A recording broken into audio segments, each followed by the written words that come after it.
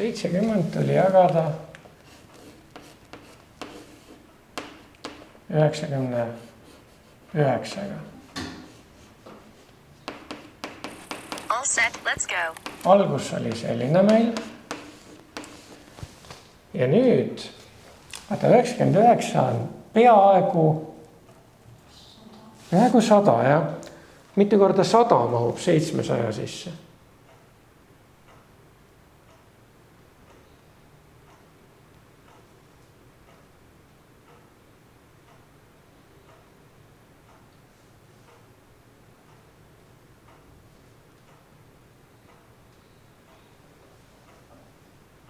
Mitu korda 100 mahub 200 sisse?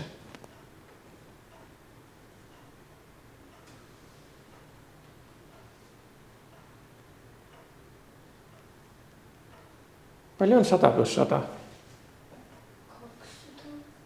Nii, 2 korda, eks ole. Aga 300 sisse? 3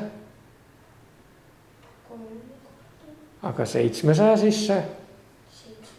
7 korda. 7 korda. Nii, seega 7 korda mahub see 99 kindlasti siia sisse. 8 ilmselt mitte, sellepärast et kui me 7, vaata, 1 jääb puudu 100-st on ju. Seega, kui me 7-ga korrutame, siis jääks 7 puudu. Et kirjutame siia ära 7.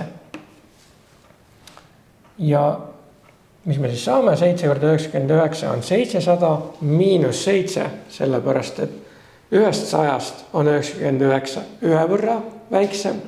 Seega 700-st on 7 korda 99 7 võrra väiksem. Ja meil tekib 693.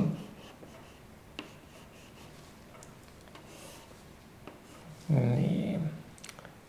Ja vahe on 7.